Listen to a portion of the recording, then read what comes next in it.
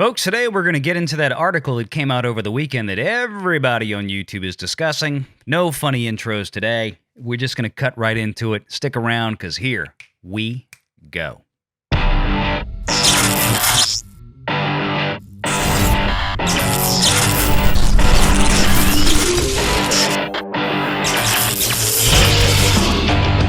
Renegade Online.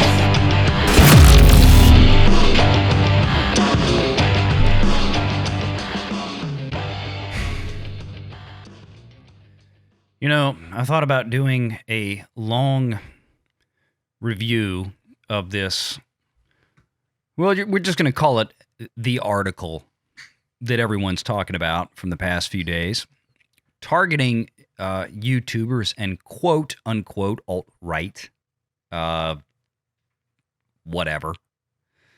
It's just a nonsense buzzword that seems to be the parlance of the day for folks that are angry that there are other folks out there that don't bend the knee to their opinion. And that's the bottom line. I'm going to read one spot from this article that I thought was quite ironic, a statement for them to say, considering,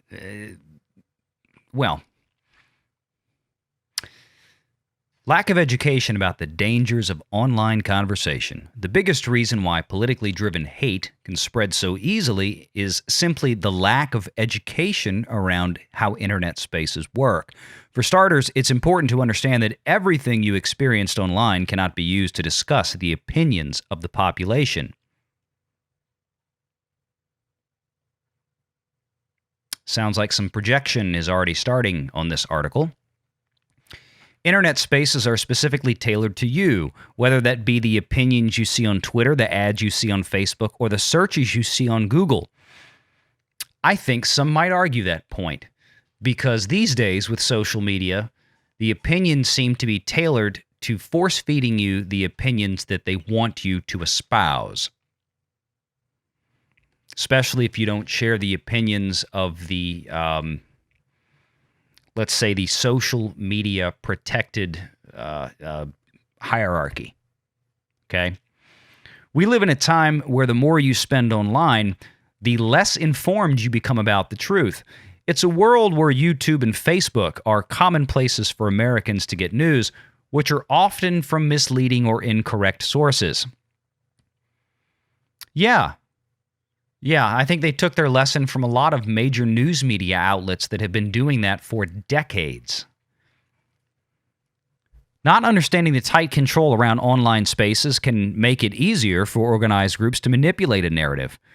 Review bombing or mass downvoting are two common examples. Mass downvoting. Alt-right groups often organize on YouTube to downvote videos that are a threat to their political agenda. What does that mean? I mean, I could make a similar statement going the other direction and say alt-left groups often organize on YouTube and Facebook and Twitter to destroy people's entire lives for nothing.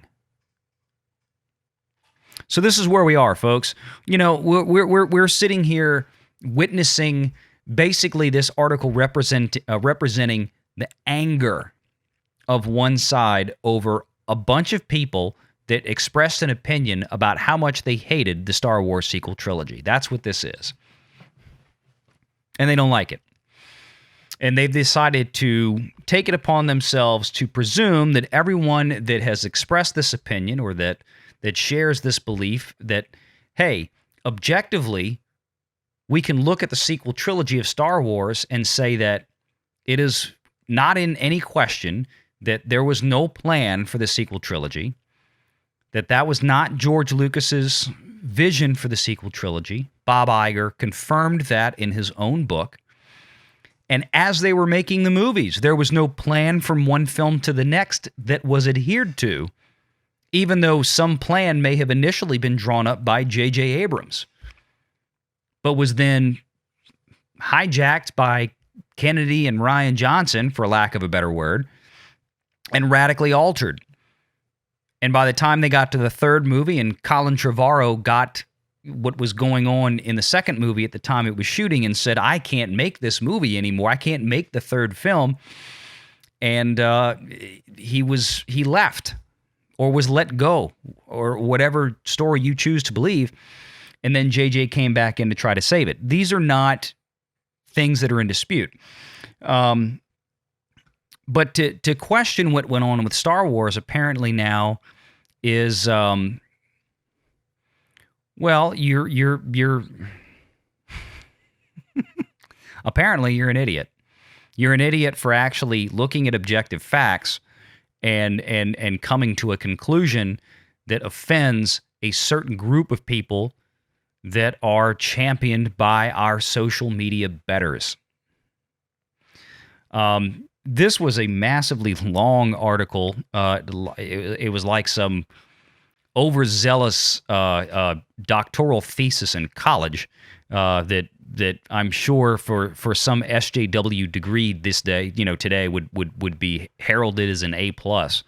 But for the rest of us in the real world, it's a big old F.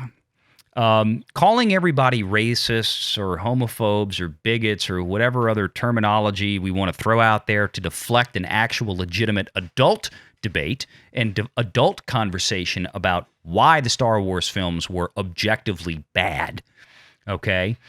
And why the sequel trilogy as a whole was objectively bad, okay? We throw in name calling. Because why? Because that's all one side knows what to do, and that's the same thing it's been for decades. Because when you don't have any intelligent points to debate, you result to name calling to try to shut the other side up and make them go away. Well, we're not going away. We're done with going away. Going away is over. The easiest way to put it is to say simply that you've awoken the sleeping giant. And putting out ridiculous garbage hit pieces like this is not helping your cause. If you want to debate on the merits, why you believe that the products that Lucasfilm has produced for Star Wars since the Disney takeover have been good, then by all means, share your viewpoints. See, that's the difference. Now, I'm not saying that everybody out there, one side or the other is good or bad. Please don't misunderstand. But if we're going to be honest, then one side certainly has elevated things to a point to where, in the manner in which they conduct their debate on their side, has become incredibly toxic. And again, there's toxic people on all sides and all angles. Don't get me wrong, but one side tends to do an exponentially better job of producing more toxicity than the other. And it's articles like this that do it. When you label everybody on one side as quote-unquote alt-right, and that term has to be used in this article dozens, if not 100 times, it's unbelievable. That this is just some mindless, botted faction going on, that this doesn't really exist. Well, here's the problem. If all of this was astroturfing, and all this was bots and fake, and this was just a small little quote-unquote alt-right, angry white male, cisgender, straight, whatever, I don't care about labels. I really don't give a shit. But apparently, labels and sexuality and sexual preferences and what's between your legs and where you put it and what skin color you are and all this, apparently that is very important to the other side. I don't know why. I don't know why that matters. I don't know why anybody cares. I thought we were living in a society these days that, we're supposed to move past all this, and we are past all this, but it seems like one side wants to keep bringing it up, that is the paramount, quintessential apex of everything, and that is that everybody should be put into a certain little checkbox and category, and that rights should be doled out accordingly. Well, brother, that ain't how it works. That ain't how America works. That's not what we do here.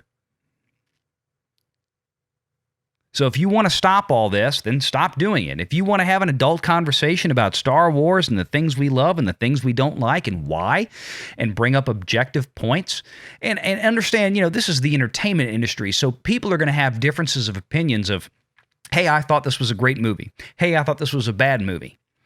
Well, movies are going to appeal to people in different ways, and that's great and dandy. You come down to Star Wars, though, you're talking about the biggest, most famous movie franchise, the biggest story that's ever been told that spanned over the course of 40 years. This is the biggest fan base that ever was. So this is a little bit different. And when it's so well known, it's kind of hard to jump around the facts of what works and what doesn't, what is and what isn't. And frankly, the Star Wars sequel trilogy wasn't, and it ain't. It just doesn't. That's it. Okay? Were there some good points? Were there some great moments? Sure. Absolutely. But as a whole, absolutely not. So that's where the debate lies. But I don't know why all the other stuff has to be brought in. And then on top of that, in the same span of a couple of days, we now seeing the articles come in about Bill Burr. Now they're going after him. No surprise.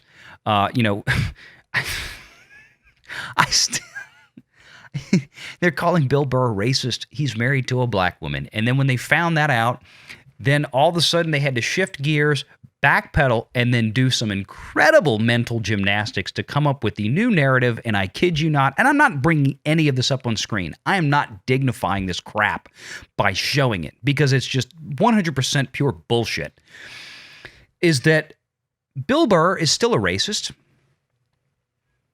because he married a black woman. And I can't even believe I'm going to actually repeat this. He married a black woman because, it's still kind of like, and I'm paraphrasing, but I'm not paraphrasing by much. This was the sentiment. This is the stuff that's on Twitter. I've seen this. You can go out and find it for yourself. I'm not posting it here. But basically, Bill Burr is still a racist because, having a black wife for him it's like, well, he's still dominating a black woman. He's still owning a slave.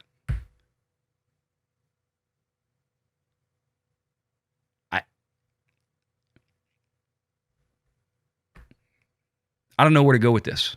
Does that mean George Lucas is too? Because George Lucas's wife is black, if I'm not mistaken. So Lucas is a racist. He's a white guy that wanted to marry a black woman to have that sense. I mean, it's so stupid. It's unbelievably stupid.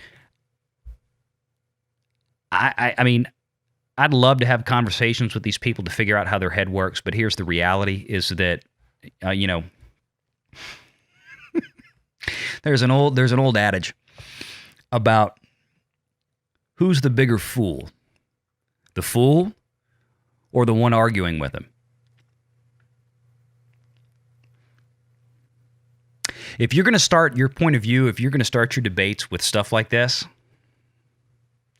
I don't think there's anything else to say because you're already lost. Your mind is gone. And this is the problem that we are now dealing with, the overgrown participation trophy, spoiled brat generation. And it's not, and don't get me wrong, it's not everybody. It's not. But this cultural phenomenon where we now have these overgrown kids that are just running around rampant on Twitter, literally trying to destroy people's lives because they don't agree with something they said, or they don't like something they said, or they frankly completely took out of context or misinterpreted something that they said. And it's unbelievable. It's a sickness. It's a cultural disease. It's not cancel culture. It's cancer culture. And it's something that we're dealing with in this country today, and it's sad. The First Amendment doesn't just apply to a select group of people.